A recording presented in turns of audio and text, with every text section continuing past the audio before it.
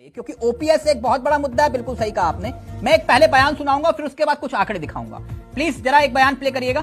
मैं एक जनप्रतिनिधि हूं। मेरे कई परिजनों ने ये तक कहा कि यदि ओपीएस नहीं दे सकते तो विधायकों को और मंत्रियों को भी पेंशन लेने का कोई अधिकार नहीं। और मैं आज ये बोलना चाहता हूं कि यदि ओपीएस लागू नहीं होगी तो आपका बेटा प्रवीण पाठक भी भविष्य में अपनी पेंशन नहीं लेगा। कांग्रेस के विधायक कह रहे हैं कि अगर ओपीएस लागू नहीं तो मैं पेंशन नहीं लूंगा पूरी उम्र। राजनीति इसलिए गजब है क्योंकि विजय जी ने बहुत अच्छी बात कही। राजनीति इसलिए गजब है, अपने बुढ़ापे के लिए पुरानी पेंशन योजना चलती रहे, मगर कर्मचारियों की बात आए तो आर्थिक बोझ दिखाई देता है।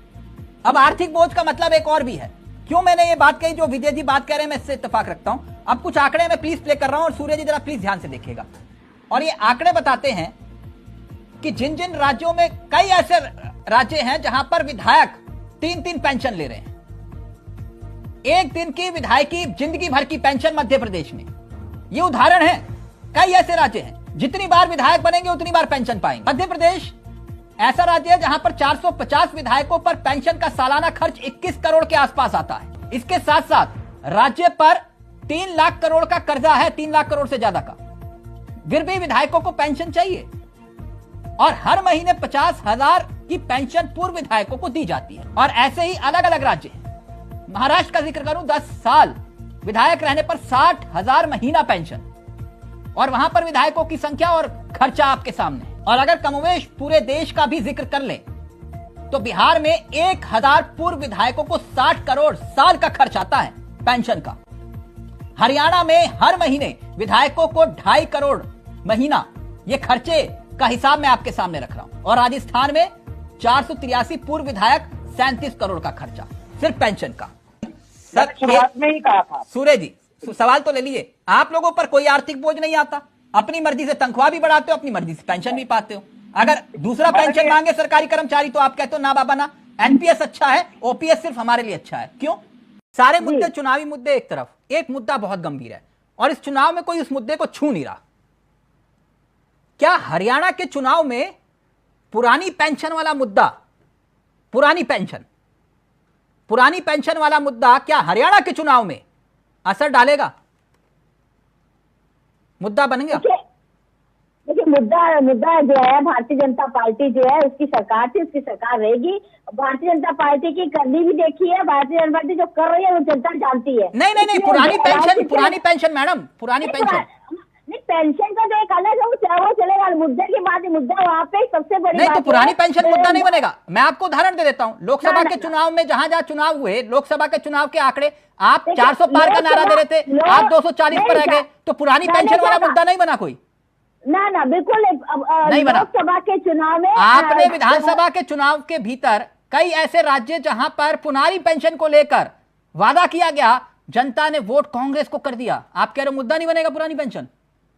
बिल्कुल नहीं बनेगा। अभी भी लोकसभा के चुनाव में मुद्दा पुरानी पेंशन नहीं था। लोकसभा में इन्होंने झूठ का पुतला संविधान को लेकर बदल देंगे, ये कर देंगे, ये वो इन्होंने झूठ का पुतला। यानी पुरानी पेंशन वाले मुद्दे में कोई दम नहीं है? दम जो है या नहीं, लेकिन मैंने कहा भारतीय जनता पार्टी 10 साल से वहां सरकार है। मैडम इसी हरियाणा में 10 सीटें थी आपकी, आप 5 पर सिमट गए, तो पुरानी पेंशन वाला कोई मुद्दा नहीं था? इसका कोई नुकसान नहीं पहुंचा आपको? नहीं, इसका कोई नुकसान नहीं है। हम जनता जानते हैं, जनता के हित के लिए काम कर रहे हैं, जनता के लिए काम कर रहे हैं। जनता अच्छे से जानती है कि जनता भारतीय जनता पार्टी। क्यों ऐसा लगता है कि पुरानी पेंशन वाला कोई मुद्दा नहीं है, जबकि आप नई पेंशन ले आए? पेंशन का मुद्दा तो है ही नहीं। सरकार, देखिए मैंने कहा 10 साल सरकार चल रही है, जनता उसको समझ रही है, ऐसा नहीं है। मैडम आप कह रहे हो पुरानी पेंशन वाला मुद्दा नहीं है। आप कर्मचारियों को कह रहे हो कि भैया ये नई पेंशन है, इसको ले लो, और खुद पुरानी पेंशन ले रहे हो। क्यों नहीं है मुद्दा, बताइए ना। पेंशन का मुद्दा जो है वो एक अलग उसका समाधान है। ऐसा नहीं है कि मुद्दा चुनावी मुद्दा होगा, चुनावी मुद्दा नहीं है ये। मैडम मुद्दा नहीं है, मैं आपसे, आप क्यों ले रहे हो पुरानी पेंशन? अब आप कहोगे अग्निवीर भी मुद्दा नहीं है हरियाणा में। अरे अग्निवीर हमें आप ये मुद्दा कहाँ से आ जाएगा? अग्निवीर ये तो राहुल गांधी जो कह रहे हैं। मैडम अग्निवीर मुद्दा नहीं है हरियाणा में। अरे राहुल गांधी जो कहेगा मुद्दा ना पुरानी पेंशन मुद्दा है, ना अग्निवीर मुद्दा है। यानी कि आप अग्निवीर ये कह रहे हो कि भैया जो 4 साल के बाद आएगा हम उसको पक्की नौकरी देंगे, तो बाकी हरियाणा के अलावा दूसरे राज्य वहां क्यों नहीं कह रहे हो ये बात आप? और आप एक तरफ कह रहे हो कि मुद्दा नहीं है कोई अग्निवीर। देखिए वहाँ पे अधिक फौज में ज्यादातर वहाँ के लोग जाते हैं, पंजाब के जाते हैं, हरियाणा के जाते हैं, सब जानते हैं। तो जहाँ पे जो है तो इसलिए कहा जा रहा है ना। और मुद्दा क्या है, झूठ है कि राहुल गांधी जी कहेंगे मुद्दा, अगर राहुल गांधी जी खुद ही नहीं। मैडम मैं राहुल गांधी की बात नहीं कर रहा हूँ, मैं आपसे पूछ रहा हूँ अग्निवीर कोई मुद्दा नहीं है। राहुल गांधी बना रहे ना, हमने कहा ना वहाँ पे। मैडम वहाँ के युवा फौज में जाते हैं, तिलक जी हर साल 10,000 युवा फौज में जाते हैं, आप कह रहे हो कि मुद्दा राहुल गांधी बना रहे।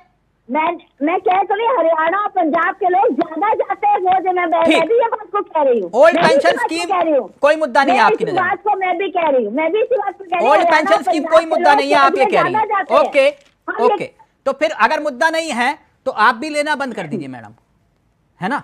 ओल्ड पेंशन 10 साल मैंने क्या, इन्होंने ओल्ड पेंशन स्कीम को लेकर कितना बवाल खड़ा किया था, लेकिन देश ने जब इनका झूठा गपबाजी गुमराह करने के तरीके पकड़ लिए तो अब ये ओपीएस का नाम लेना भी बंद कर दिए हैं। वहीं दूसरी तरफ भाजपा है, कर्मचारियों की हितैषी भाजपा सरकार नई पेंशन स्कीम लेकर आई। इसमें कर्मचारियों के लिए निश्चित पेंशन की गारंटी है। इस नई पेंशन स्कीम का देश भर के कर्मचारियों में व्यापक स्वागत हुआ है। सरकारी कर्मचारियों ने इसे उस पर बहुत खुशी जताई है। माननीय प्रधानमंत्री जी, आपने कर्मचारी हितैषी सरकार होने का दावा किया। अगर आपकी सरकार कर्मचारी हितैषी थी तो कर्मचारियों के ओपीएस मांगने पर उनके ऊपर लाठियां क्यों भांजी गई? और अगर आपकी सरकार कर्मचारी हितैषी थी तो आप एक बार मनोहर लाल खट्टर जी से और नायब सिंह सैनी जी से पूछ लीजिए, उन्होंने कर्मचारियों के ऊपर पानी की बौछारें और आंसू गैस के गोले क्यों छोड़ने का काम किया? अगर आपकी सरकार कर्मचारी हितैषी थी तो आप अपने मुख्यमंत्री जी से पूछिए तो वो कर्मचारियों को लगातार धमकी क्यों दे रहे हैं, उनके ऊपर दबाव डालने की कोशिश क्यों कर रहे हैं? और जिस नई पेंशन योजना को आप कर्मचारियों के लिए बेहतर बता रहे हैं उसको लेकर तो पूरे देश के अंदर कर्मचारियों के अंदर पूरा रोष है। नेशनल पेंशन सिस्टम एनपीएस को पहले आप बेहतर कहा करते थे, अब उसका रूप बदलकर, उसका नाम बदलकर यूनिफाइड पेंशन स्कीम यूपीएस आप लेकर आए हैं, जिसकी आज आप कुरुक्षेत्र में बढ़ाई करते हुए नजर आए। लेकिन सच्चाई तो ये है कि ये स्कीम कर्मचारियों के हित के लिए नहीं, ये बड़े पूंजीपतियों और शेयर मार्केट के हित के लिए लाई गई है, उनको लाभ पहुंचाने के लिए लाई गई है। कर्मचारियों की मांग, कर्मचारियों का आंदोलन केवल और केवल ओपीएस के लिए था। कर्मचारियों की मांग आज भी ओपीएस है और जब तक पूरे देश के अंदर ओपीएस बहाल नहीं हो जाती तब तक ये आंदोलन जारी रहेगा। पहले भी हमने दिल्ली में लाखों लाख कर्मचारियों की एक बड़ी रैली की थी और ये दुर्भाग्य था कि उनके साथ आपने बात करना तक उचित नहीं समझा था, इसके ऊपर 2 शब्द तक बोलना उचित नहीं समझा था। आज हरियाणा प्रदेश में चुनाव है, देश के कई राज्यों में चुनाव है और यहाँ पर हमारा आंदोलन इतना मजबूत है कि आपको पता है कि ओपीएस आंदोलन के बल पर कर्मचारियों की नाराजगी के कारण आपकी सरकार सत्ता से बाहर जाने वाली है। इसी डर से आज आपको ओपीएस के ऊपर बोलना भी पड़ा और नई बाजार आधारित जो आपकी नीति है उसको बेहतर बताने की कोशिश की गई। असल बात यह है हरियाणा प्रदेश का और देश का एक एक कर्मचारी ना तो एनपीएस चाहता ना यूपीएस चाहता, हर कर्मचारी ओपीएस की मांग कर रहा है। आपसे हमारी मांग यही है कि या तो ओपीएस को बहाल करो, वरना जो वोट फॉर ओपीएस की मुहिम है उसको हम और तेज करने का काम करेंगे और ओपीएस बहाली पर हमारा साथ देने वाली और ओपीएस बहाली का वादा करने वाली सरकार लाने का काम करेंगे।